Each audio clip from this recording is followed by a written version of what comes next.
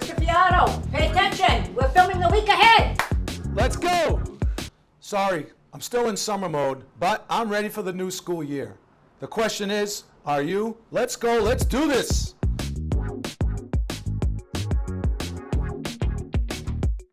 Good morning, Lowell High School, and welcome to a very special edition of The Week Ahead. Let's call it the year ahead because we're heading into a brand new school year. I hope you all had a great summer and had the opportunity to do something fun, reconnect with some friends, family, and had a chance to relax as we head into the new school year. But just remember, at Lowell High School, you can do all of those things. And we're going to learn some great things this year and prepare you for what's next in your educational journey. So this episode of The Week Ahead is designed to be able to provide you with information necessary to get off to a smooth start of the school year. Thank you for joining me, and let's take it away.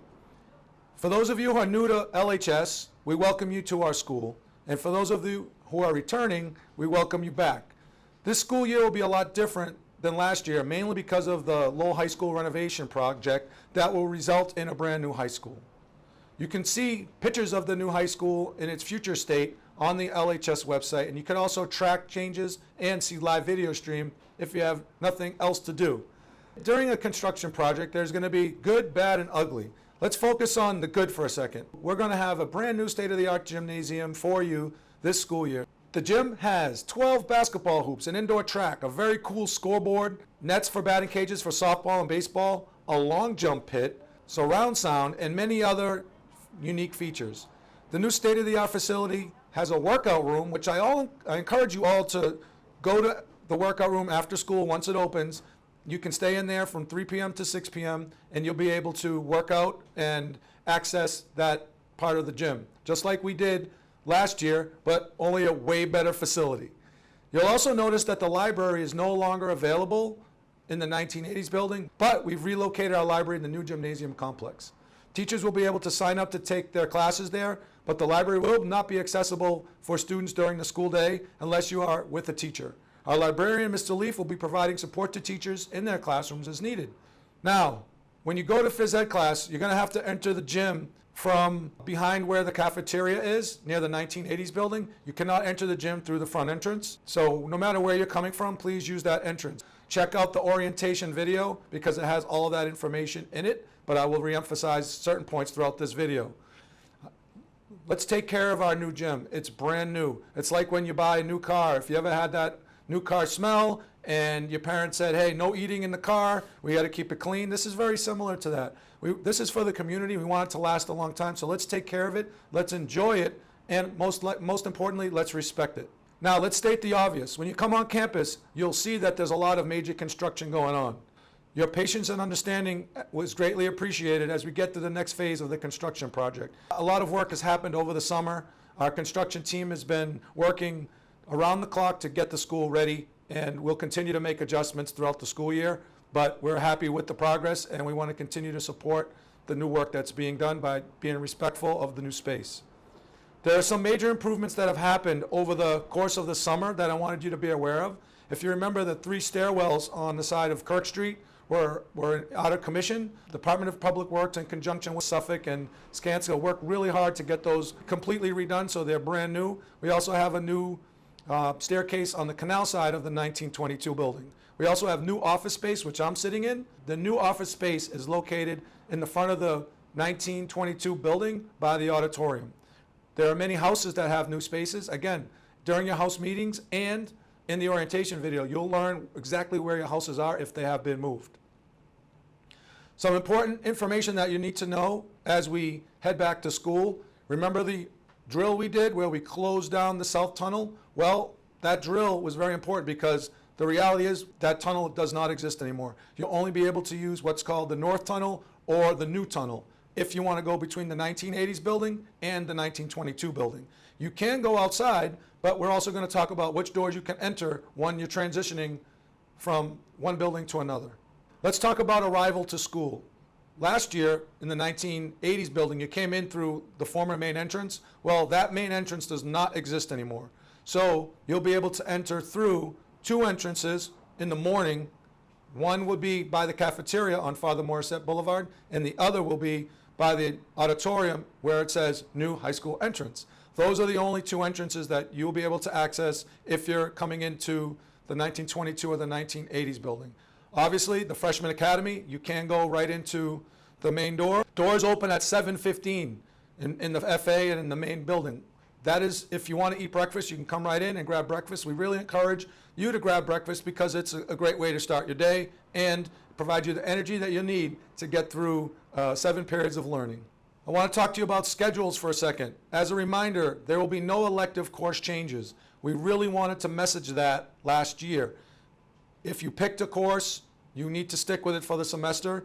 Obviously, when the opportunity is right to switch your schedule second semester, you'll be able to do that where your schedule allows, but you will not be able to change your schedule just because you don't like a class.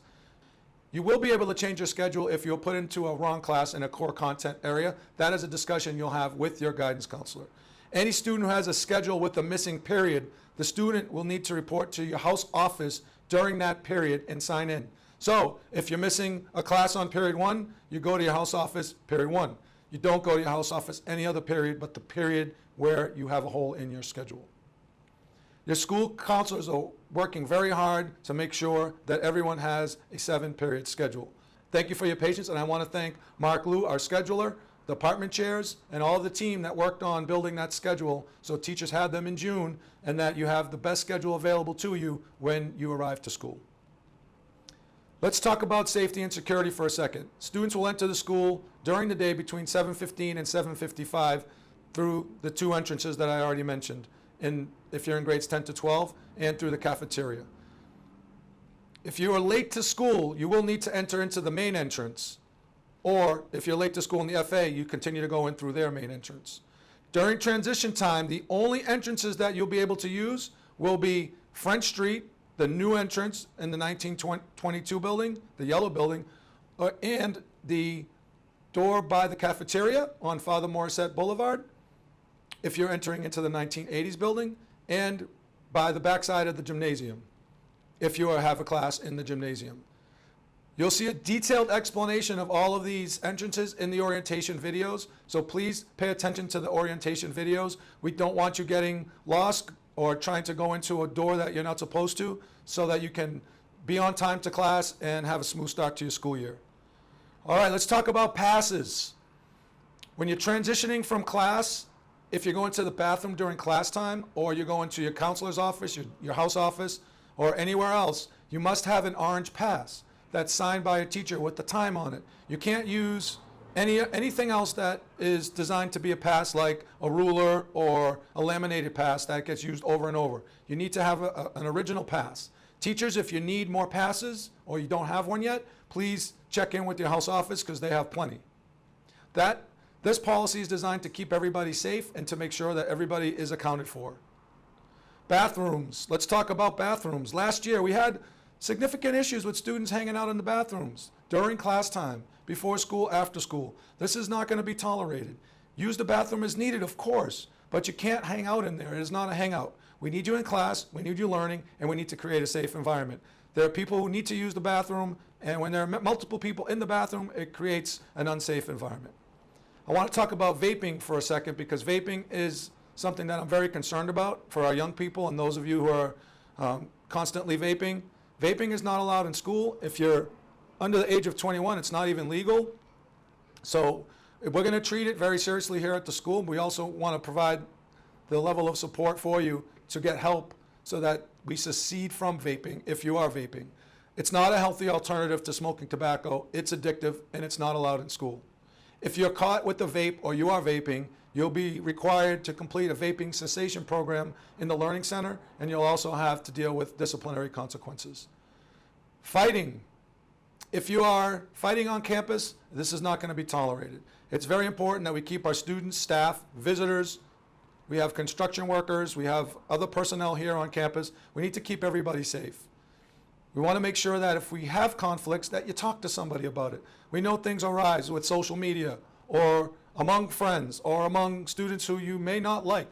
Let's face it, we are not going to like everybody in life, but we're not going to get anywhere by fighting. So let's be proactive. If you have a problem, talk it through with your student support specialist, your guidance counselor, your assistant principal. You can come to me, go to a security guard, go to one of our school resource officers, but do not resort to fighting. We will take this very seriously, and students will face significant disciplinary consequences for fighting.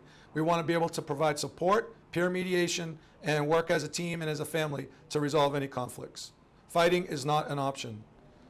All right, let's talk about Chromebooks. Last year, you all had your Chromebooks. Bring them again. Bring them fully charged to school.